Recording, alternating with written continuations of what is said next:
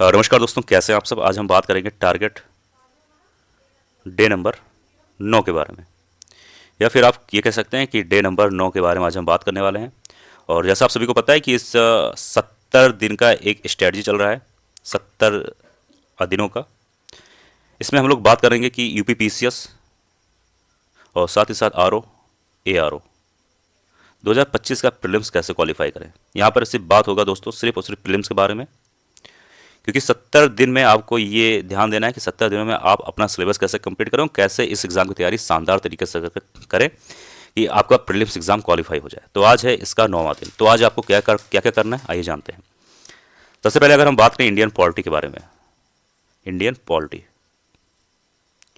Indian polity में आपको सबसे पहला काम करना है कि पार्लियामेंट जो चैप्टर है उसका आधा बचा हुआ चैप्टर आज आपको कंप्लीट करना है। अब मैं ऐसा क्यों बोल रहा हूँ, क्योंकि टारगेट नंबर 8 अगर आप लोगों ने देखा होगा तो उसमें हम लोगों ने बात किया था इंडियन पॉलिटी में पार्लियामेंट्री सिस्टम आपको पढ़ना था और साथ ही साथ पार्लियामेंट का आधा चैप्टर खत्म करना था। क्योंकि पार्लियामेंट चैप्टर जो है इंडियन पॉलिटी का सबसे फेवरेट चैप्टर है। इससे अगर हम मान लेते हैं कि यूपीपीसीएस में 10 सवाल आता है, एक बात बता रहे हैं इंडियन पॉलिटी से कम 4 सवाल यहीं से पूछा जाता है पार्लियामेंट सिस्टम से। तो इसको आपको लाइटली नहीं लेना है, इस पर आपको ज़्यादा समय देना है और काफ़ी लंबा चैप्टर है, तो एक दिन में कंप्लीट करना कहीं ना कहीं सही नहीं था। तो कल जो आप लोगों ने टारगेट नंबर 8 में जो भी पार्लियामेंट का आधा चैप्टर कंप्लीट किया था, आज आपको आधा जो बचा हुआ है उसको पूरा कंप्लीट करना है। साथ ही साथ आज आपको पढ़ना है प्रेसिडेंट के बारे में। अब प्रेसिडेंट कौन से आर्टिकल से संबंधित है, कौन से आर्टिकल से कौन से आर्टिकल तक आता है, इसके क्या पावर है,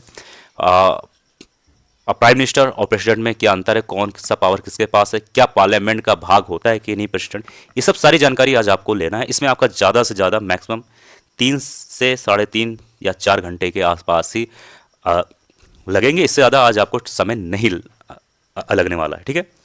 अब बात करेंगे कि आगे क्या करना है। अब जैसे कि पता होगा, अगर आप लोग हमारा टारगेट देख रहे होंगे तो टारगेट 8 में मॉडर्न हिस्ट्री खत्म हो गया था। यानी बात करें अगर हम तो टारगेट नंबर 1 से लेकर 8 तक हम लोगों ने मॉडर्न हिस्ट्री के बारे में भी बात किया था, तो वो आपका 8वां तक आते आते खत्म हो गया था। तो आज आपको क्या करना है, यानी कि 9वें दिन। तो 9वें दिन एक चीज़ ध्यान देना, आज आपको हिस्ट्री से संबंधित कुछ भी नहीं करना है। एक मिनट जाइए, 1 मिनट। आज आपको 9वें दिन मॉडर्न हिस्ट्री से संबंधित कुछ भी नहीं करना, या फिर कुछ भी नहीं करना, चाहे एंसेंट हो चाहे मिडाइवल। आज आपको 9वें दिन ये करना है, जो भी मॉडर्न हिस्ट्री का नोट्स आपका छूट गया हो सकता है कोई भी नोट्स आपका ना बना हो, कुछ भी कमी रह गया हो, तो आज आपको 9वें दिन उस चीज़ को कंप्लीट कर लेना है, ठीक है। आज आपको एकदम आराम करना है इसके लिए, ठीक है। अब साथ ही साथ आज आपको क्या करना है, आपको करंट अफेयर पे ध्यान देना है। और करंट अफेयर का फरवरी मंथ का हम लोग पढ़ रहे थे और आज इसका चौथा दिन है। और जैसा मैं अपने हर एक वीडियो में बताता हूँ कि आपको हर एक मंथ के करंट अफेयर पर ज़्यादा से ज़्यादा 4 या 5 दिन ही देना है, उससे ज़्यादा नहीं देना है, ना इससे कम देना है। ऐसा मैं क्या कहता हूँ, क्योंकि करंट अफेयर अगर आप यूपीपीसीएस आरओ की एग्ज़ाम की तैयारी कर रहे होंगे तो आपको एक चीज़ मालूम होगा कि करंट अफेयर में कई सारे सेक्टर होते हैं, जैसे कि साइंस, स्कीम्स, पॉलिटी के सेक्टर, ज्योग्राफी के सेक्टर, अवार्ड के सेक्टर, ऐसे 2-3 सेक्टर और होते हैं। तो क्या होता है कि आप एक दिन में कभी भी करंट अफेयर को मत खत्म करिए, क्योंकि अगर आप एक दिन में ख़त्म करने लगेंगे तो कहीं ना कहीं पूरे सेक्टर को आप सही तरीके से पढ़ नहीं पाएंगे, नोट्स नहीं बना पाएंगे, तो कहीं ना कहीं वो आपको याद नहीं होगा। तो हर एक दिन 1 या 2 सेक्टर ही पकड़िए और उसको शानदार तरीके से पढ़िए और नोट्स बनाइए। इससे आपका 5 दिनों में 4 दिनों में आपका बढ़िया से नोट्स भी बन जाएगा और आपको कहीं ना कहीं नोट्स बनाते वक्त याद भी हो जाएगा। तो आज करंट अफेयर का चौथा दिन है, तो कोशिश ये करिए कि ऑलमोस्ट आज आप अपना करंट अफेयर ख़त्म कर लीजिए फरवरी 2025 का। अगर नहीं होता है, एक बात बता रहे हैं, अगर नहीं कंप्लीट हो पाता है तो कल यानी अगर हम बात करें टारगेट नंबर 10 में आपका कंप्लीट हो जाना चाहिए, ठीक है। अब बात करते हैं लास्ट में, जैसा मैं हम लोग हर वीडियो के लास्ट में बात करते हैं। आज आपको क्या करना है, आज आपको एक पेज लेना है, इसमें 20 या 20 से ज़्यादा सवाल इसमें लिखने हैं जीएस के। आज आप लोगों ने जीएस में क्या पढ़ा, इंडियन पॉलिटी के बारे में पढ़ा। इंडियन पॉलिटी से संबंधित आपको इसमें 20 से ज़्यादा सवाल लिखने हैं। अब इसमें ऐसे सवाल होंगे जो सवाल अक्सर रिपीट होते हैं, कई बार पूछा गया एग्जाम में, ऐसे सवाल जो इंपॉर्टेंट है, ऐसे सवाल जो आपको याद नहीं होते हैं लेकिन कहीं ना कहीं इंपॉर्टेंट है।